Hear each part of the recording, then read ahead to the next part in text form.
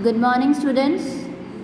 In previous video, we have learnt about tenses, definition of tenses, types of tenses, and present simple tense. And in this video, we are going to learn tenses present continuous tense. यानी कि हम इस video में present tense का second type present continuous tense पढ़ेंगे. What do mean by present continuous tense? Means action is going on at the time of speaking. इसका मतलब होता है कि कार्य है वो बोलते वक्त, जब हम बोल रहे हैं, जब वो काम चल रहा है, इस समय वो काम चल रहा है, उसे हम बोलते हैं present continuous tense. Rule of this tense: subject plus is, am, are plus verb ing form plus object. It is a rule of affirmative sentence. Affirmative sentence means सकारात्मक वाक्य. ऐसे वाक्य जिसमें नो, नॉट, नेवर नहीं आते, उसे हम कहते हैं affirmative sentence. उसका रूल है, for example, Rita is writing a letter. Is writing, write plus verb ing form. This is a rule of affirmative sentence of present continuous tense.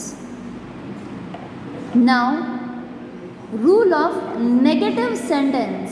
Negative sentence means नकारात्मक वाक्य जिसमें not लगता है. Subject plus is, am, are plus not plus verb ing form plus object. For example, they are not playing cricket. They are not playing cricket. This is helping verb, not and verb plus ing form. Now, in interrogative sentence are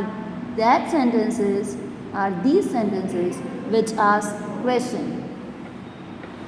WH word plus is, am, are plus subject plus verb ing form plus object and question mark. Question mark is the indication of interrogative sentence. जो question mark है वो interrogative sentence को इंगित करता है. For example, why is she cleaning her room?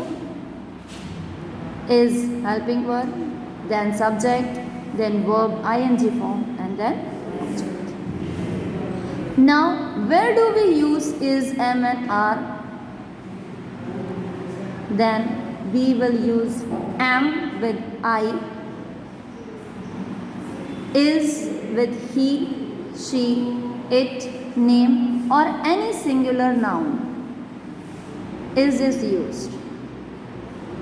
Are is used with you, we, they or any plural noun. Now, how we will Now, what is present continuous tense, or where is present continuous tense used? To express an action that is going on at the time of speaking. Means किसी कार्य को प्रकट करने के लिए जो at the time यानी उस समय, किस समय, बोलते वक्त कोई एक्शन को बताना के लिए हम प्रेजेंट कंटिन्यूस टेंस को यूज़ करते हैं. यानी जिस समय हम उस वाक्य को बोल रहे हैं, उस समय वो एक्शन चल रहा है, तो वो प्रेजेंट कंटिन्यूस टेंस है. For example, he is reading a lesson. They are playing football. It means ये अभी बोलते समय ये कार्य जो है, रीडिंग और प्लेइंग, ये इस समय चल रहा है, इसलिए यहाँ पर present continuous tense. Second, for an action that is planned और arranged to take place in the near future. यानी उस कार्य के लिए जिसकी हमने प्लानिंग कर चुके हैं, हम उसको व्यवस्थित कर चुके हैं, जो होने वाला है निकट भविष्य में, यानी कुछ ही समय में वो चीज़ होने वाली है जिसकी हमने प्लानिंग कर ली है, वहाँ पर हम प्रेजेंट कंटिन्यूस टेंस को यूज़ करते हैं। For example, I am going to party tonight, यानी आज मैं पार्टी में जाने वाला हूँ। फ्यूचर तो है बट नियर फ्यूचर, यानी बहुत कम समय में वो कार्य चल रहा है, इसीलिए हम उसको present continuous tense use. I am living for Delhi today, मैं आज दिल्ली जा रहा हूँ।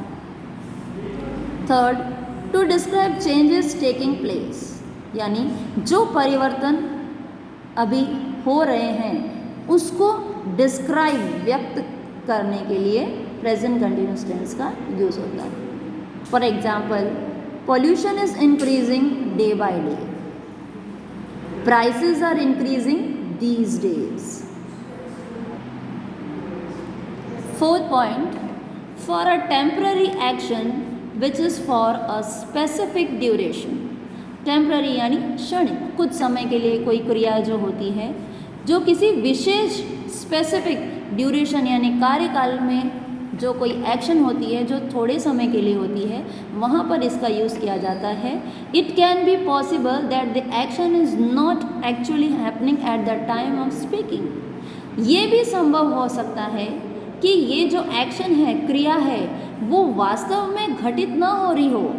कब? Eight the time of speaking, यानी बोलते समय हो सकता है कि वो घटना ना हो रही हो, बट इज़ अंडर प्रोसेस, लेकिन हो सकता है वो प्रक्रिया में चल रही हो।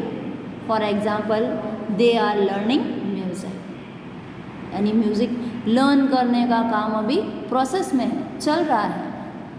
आई am still learning tenses. Now next are exceptions.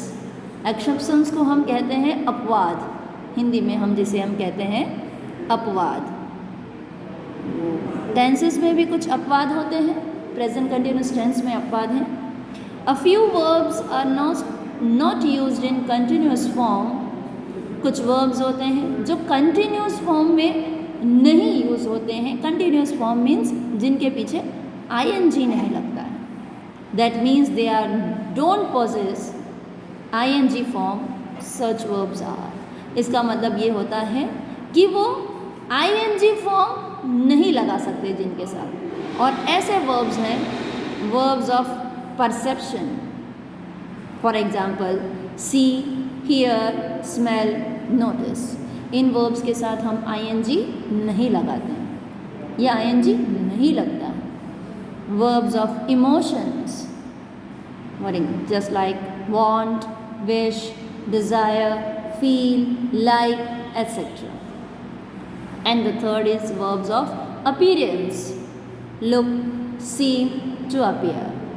It means these verbs don't possess ing form.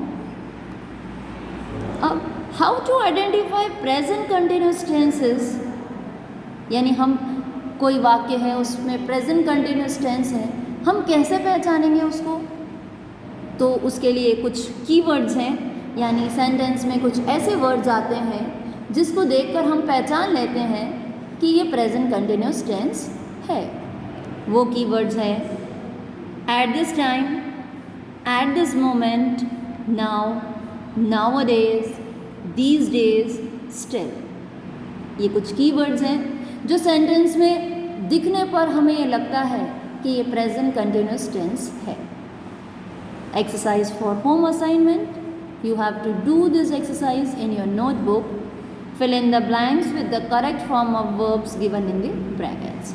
You have to write the correct form of these verbs which are given in brackets with correct form. You have to see the sentences, whether the sentences are in present continuous tense or not. And after looking that, you have to write the answer. Thank you.